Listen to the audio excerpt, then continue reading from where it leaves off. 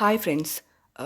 Just ఇప్పుడే నాకు ఒక ఫేస్బుక్లో ఒక పోస్ట్ వచ్చిందనమాట. కేవలం వాళ్ళ అమ్మని చూసుకోవడానికి వైఫ్ని జాబ్ చేయొద్దన్న హస్బెండ్ వైఫ్ వినలేదని డైవర్స్ ఇచ్చేసాడంట. ఒక కోడలు ఉండేటప్పుడు అది ఓకే, కానీ ఇద్దరు ముగ్గురు కోడళ్ళు ఉండేటప్పుడు స్పెసిఫిక్గా ఒక్క కోడలికి డైవర్స్ ఇచ్చే చట్టం ఎక్కడ రాసుంది?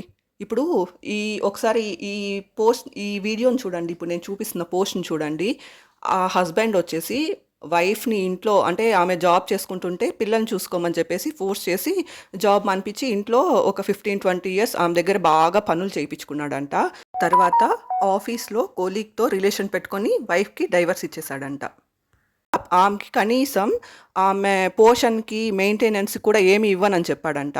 ఇప్పుడు జడ్జెస్ కొంతమంది నీకు సర్టిఫికేట్స్ ఉన్నాయి కదా, నువ్వు వెళ్ళి సంపాదించుకో అని చెప్పేసి ఈ మధ్య కొత్తగా కొంతమంది వైఫ్స్ వచ్చేసి పెళ్లి చేసుకున్న 180 డేస్కే డైవర్స్ అడిగి ఒక 112 crores BMW కార్లు అలా అడుగుతుంటే, అలాంటి వాళ్ళకి ఏమి ఇవ్వకుండా నువ్వు చదువుకున్నావు కదా, నువ్వు బయటకు వెళ్ళి సంపాదించుకో అని చెప్పడంలో నిజంగా న్యాయం ఉంది. పిల్లల కోసమే కెరియర్లు సాక్రిఫైస్ చేసేసి వాళ్ళు ఫస్ట్ కొత్తగా మళ్ళీ జాబ్లో జాయిన్ అవ్వాలంటే వాళ్ళకి లక్షల్లో జీతాలు వచ్చేవు. 15 ఏళ్ళు కంటిన్యూస్గా చేసే వాళ్ళకి, కెరియర్ అప్పటికప్పుడే స్టార్ట్ చేసే వాళ్ళకి చాలా డిఫరెన్స్ ఉంటుందన్నమాట.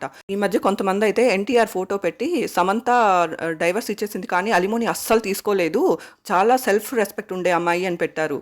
సమంతకి అలా ఒక హ్యాండ్ బ్యాగ్ వేసుకొని నిలబడుకుంటే కోట్లు ఇచ్చేస్తారనమాట ప్రమోషన్స్కి. కానీ నార్మల్గా హౌస్ వైఫ్స్కి ఎవరు హ్యాండ్ బ్యాగులు పెట్టుకున్నా మిగతా మంచి చాక్లెట్స్ ప్రమోట్ చేసినా ఇవ్వరు. ఇది అనమాట డిఫరెన్స్.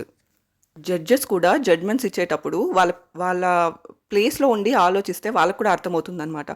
జడ్జెస్ కూడా ఇప్పుడు వాళ్ళ హస్బెండ్స్ వచ్చేసి నువ్వు పిల్లల్ని చూసుకోవడం కోసం కెరియర్ని సాక్రిఫైస్ చేసే అని చెప్తే, వాళ్ళు పిల్లలు జాబ్స్ వదిలేసి ఇంట్లో ఉంటే వాళ్ళకి జడ్జ్ పోస్ట్ ఎలా వస్తుంది? కంటిన్యూస్గా లాయర్గా ప్రాక్టీస్ చేస్తేనే మీరు జడ్జిలోనే ఒక 3-4 ఇయర్స్కి మానేస్తే వాళ్ళు జడ్జెస్ ఎలా అవుతారు? ఇప్పుడు ఒకవేళ వాళ్ళు డైవర్స్ తీసుకోవాల్సి వస్తే వాళ్ళ హస్బెండ్స్, మీరు చదువుకున్నారు కదా, మీరు వెళ్ళి బయటకు వెళ్ళి సంపాదించుకోవాలని అంటే వాళ్ళకి జడ్జెస్కి వచ్చే శాలరీస్కి నార్మల్గా అప్పటికప్పుడు ఒక 3 years ఎక్స్పీరియన్స్తో స్టార్ట్ చేసే వాళ్ళ శాలరీస్కి చాలా డిఫరెన్స్ అయితే ఉంటుందన్నమాట.